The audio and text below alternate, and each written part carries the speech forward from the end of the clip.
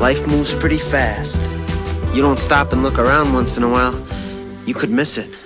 So excited to be featuring this artwork tonight. This is one of my most favorite and one of the most popular selling pieces of art I've ever made. It's funny, it didn't take me that long to make, but it has really resonated with people. And the concept here is that if you are a normal adult and you look out your kitchen window and see an army of weeds taking over your yard, you're likely to be panicked, say, gotta call the weed guy, this is terrible. But of course, that's not how children would look at this situation. They see 1,000 wishes. They see flowers to give mom, right?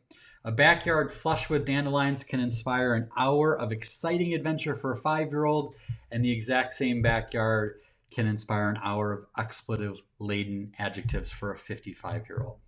So here's the thing. It's the same thing. They're both the exact same scene, but two completely different perspectives. Now, the cool thing is that you get to choose. And I think that's the thing that I need to be reminded of so often. I think that's the thing we forget, is how often we get the chance to choose our perspective. And the thing is that choice can change everything. It's probably the most important factor that determines the likelihood of your happiness and success. So here's something I want to point out to you. Some people, when they hear me tell the story at a speaking program, they'll say, it is actually a weed. And to which I say, did I ever say that it wasn't?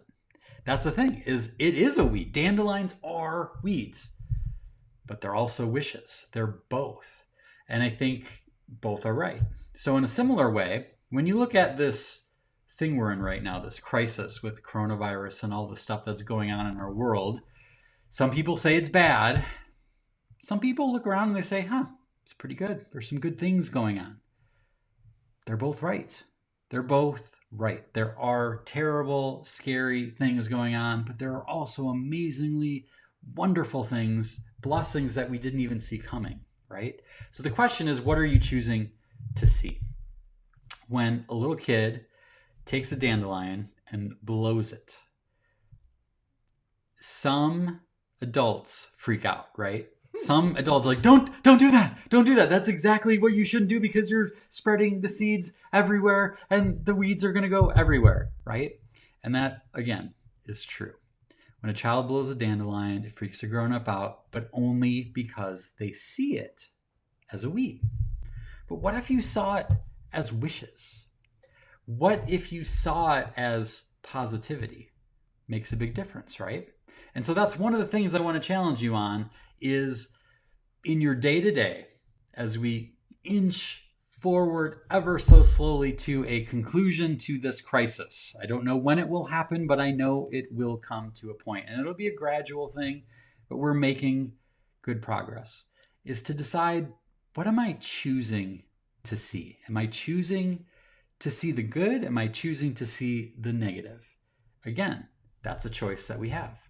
Another thing that's interesting to think about is this whole dandelion thing, is the spores. I don't know, is that what they call them? Spores? I don't know.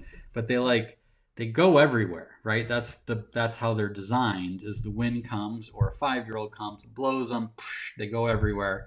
They spread.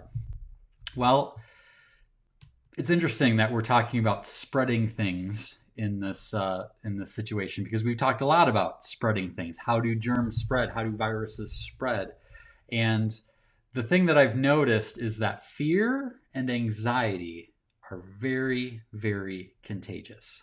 I know that when I am watching the news, or I'm around people who are fearful, you know this too, like when you have people who are like all fearful and anxious and scared, like all of a sudden you feel fearful and anxious and scared.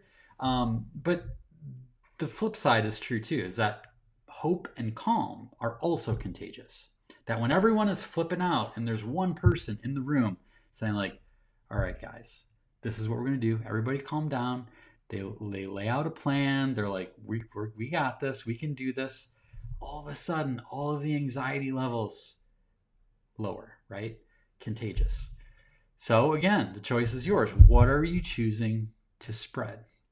Are you spreading hope and optimism? Are you spreading anxiety and fear? Now, no one here is on purpose trying to spread fear and anxiety. I'm not like saying like you're the worst person in the world. It's like a subconscious thing we do. When we feel scared and when we feel anxious, we automatically spread that to others. And so we have to be conscious of the choice to say, you know what? I'm not going to go down that path. I want to spread calm contagiousness. Spread that, make that contagious, right?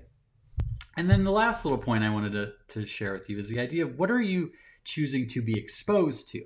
Again, that's another thing, is we've been talking a lot about masks and 6-foot social distancing and all this stuff because we don't want to be exposed or expose other people to our cooties or coronavirus. And so we have to be mindful of this as well, as like, what are we choosing to be exposed to? So the last one about like, what are we choosing to spread? That's a very outward sort of thing, but what are we choosing to be exposed to? So again, are we choosing to be exposed to fear, anxiety, and negativity? For example, watching the news nonstop, being around negative people. I've had a lot of people, friends I've talked to, who've said that they really have a hard time when they talk to certain friends or family members because they're all like negative Nelly, right? They're all like Debbie Downer, right?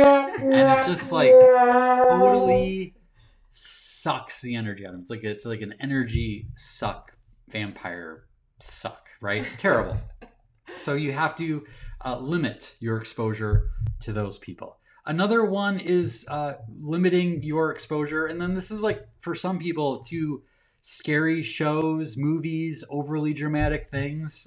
Kim and I have kind of had to take a diet. We have a lot of crime dramas and procedural dramas and medical dramas we really enjoy.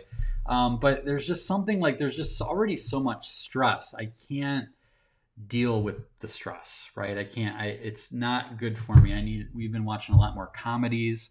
Now, on the flip side, I've also heard people who say that when they watch a really scary movie or a movie about a terrible pandemic where zombies rule the world, by contrast, what we're going through now doesn't feel so bad. So take that with a grain of salt. Your results may vary. But again, on the flip side, we also have the option to choose to be exposed to hope, optimism, positivity, reading good books. That's something that I've done in the last few weeks, few days actually, is I've limited some of the online stuff that I've been involved in, like Twitter and news, and replaced it with podcasts that are about growing my business and thinking positively. And I've realized what a difference it has made to make that choice. Again, watching comedies, inspiring movies, being around fun people, right? That's the thing about this show and all of you watching who are adultitis fighters, is we need to band together because we can help each other when we're feeling down. There's always someone around to help pick us up. And as a lot of us have found out in this time, returning to our faith has been a big thing. I have not been able to get through this without having my morning time with the Bible open and quiet prayer time, and that has really sustained me. It's sort of like the Bible verses just keep leaping off the pages as a comfort for me. So again, what are you choosing to be exposed to? So the prescription I have for you this week, now this might be something some of you have already done automatically. This might be really hard for others. Go one day without checking in on or watching any form of news. Just one day. And it may seem impossible. Like I said, some of you may be like, I am not watching the news at all, which is great. Go one day and just see how it feels. I'm not asking you to go live off the grid or become disconnected from society, or like 6 months from now when everyone else is out like having fun and traveling the world and you're still cooped up because you had no idea what was going on. That's the thing, is like we think we won't know. Like you'll know when this is over. You'll know when things are better. So that is my challenge for you, is to go one day without checking or watching any form of news. So the last thing I want to share is that dandelions are really fragile and they're fleeting. As much as they're annoying to some of us as we try to tend our yards, they come up and then they're gone, and they don't last very long. And on the flip side, this moment is fleeting too. And that's a good thing, and it might be a bad thing, depending on how you look on it. I mean, we're really happy to get past some of the lockdown stuff and the social distancing for sure. But there's also some pretty cool things that have come out of this that I hope we're learning from. And I hope some of the routines that we've implemented and the new connections we've made with our significant others and our family members are things that we will decide to keep when this is over. Any time wishing for some better future is a day wasted. All right. This is a fleeting time, and it's just a reminder that every day we have is also very fleeting.